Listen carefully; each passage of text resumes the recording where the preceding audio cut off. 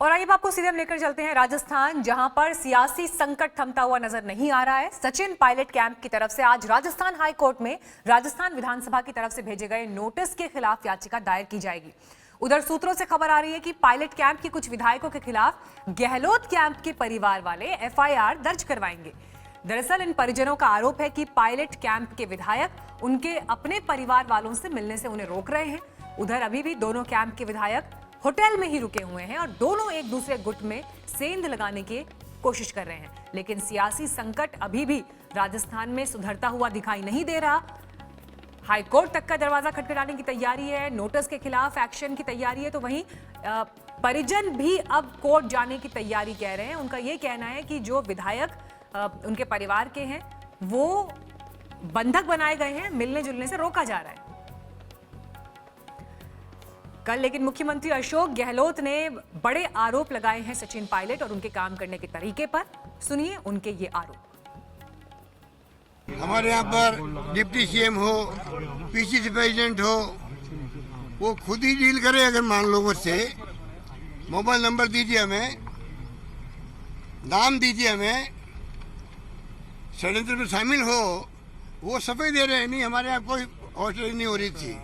अरे तुम तो खुद ही षड्यंत्र में शामिल थे। कोई अच्छा इंग्लिश हिंदी बोलना, अच्छी बाइट देना, वो सब कुछ नहीं होता। अच्छे हैंडसम पर्सनैलिटी होना सब कुछ नहीं होता है। आपके दिल में क्या है देश के लिए, आपका कमिटमेंट क्या है, आपकी विचारधारा, नीति, कार्यक्रम जो है आपकी पार्टी के, कितना बड़ा कमिटमेंट है आपका, ये सब देखा जाता है। आप 40 साल अधिक राजनीति करते हो गए। ये नई पीढ़ी जो आई है, जिसके बारे में हम कहते हैं हम उनको पसंद नहीं करते, बिल्कुल गलत है। राहुल गांधी पसंद करता है, सोनिया गांधी पसंद करती है, अशोक गहलोत पसंद करता है। मैंने कहा इनकी रगड़े नहीं हुई थी, इसलिए तकलीफ होती है। ये समझ नहीं पा रहे, इनको केंद्रीय मंत्री बन गए, पीसीसी अध्यक्ष बन गए। अगर रगड़ी होती तो और अच्छा ढंग से काम करते। तो जबरदस्त हमला कल अशोक गहलोत ने सचिन पायलट पर बोला और सचिन पायलट कैंप की तरफ से भी जवाब इस पर आया है। लेकिन अब बड़ा सवाल यह है कि राजस्थान की परिस्थितियां आखिर किस दिशा में जा रही हैं। शरद हमारे साथ इस वक्त मौजूद है जयपुर से। शरद, ऐसा लग रहा था कि जिस तरह से कांग्रेस की तरफ से एक्शन हुआ उसके बाद अब सचिन पायलट अगला कदम क्या होगा इस पर तस्वीर साफ करेंगे, लेकिन अभी तक भी स्थितियां स्पष्ट नहीं हो पा रही हैं। किस तरफ राजस्थान का ये राजनीतिक संकट जाता हुआ देख रहे हैं आप?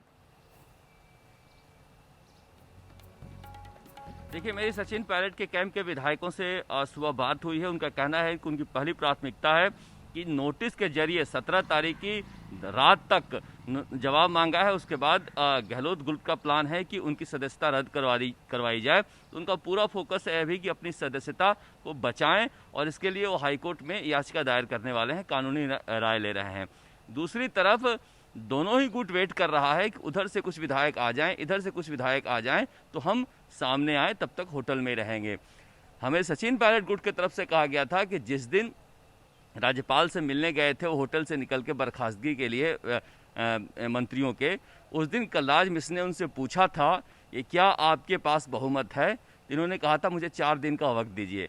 18 तारीख की सुबह उन्हें राज्यपाल कलराज मिश्र को बताना है कि हमारे पास 101 से ज़्यादा विधायक हैं, उस सूची को देना है, जिसके लिए लगातार गहलोत कैंप की तरफ से प्रयास किए जा रहे हैं कि किसी तरह से 1-2 और विधायक अगर आ जाएं तो सूची राज्यपाल को सौंपी जाए।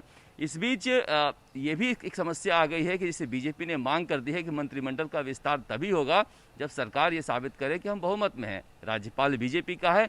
ऐसे में अशोक गहलोत राज्यपाल के पास ये कहने जाने नहीं चाहते हैं कि हम मंत्रिमंडल का विस्तार करना चाहते हैं। कल ऐसी सूचना आई थी कि उन्होंने सचिवालय में कल गए 15 मिनट के लिए अपने सीएमओ ऑफिस में, तो अधिकारियों से बोला कि पता करो कितने कितने कमरे खाली पड़े हुए हैं, किस किस को मंत्रियों का ऑफिस बनाया जा सकता है।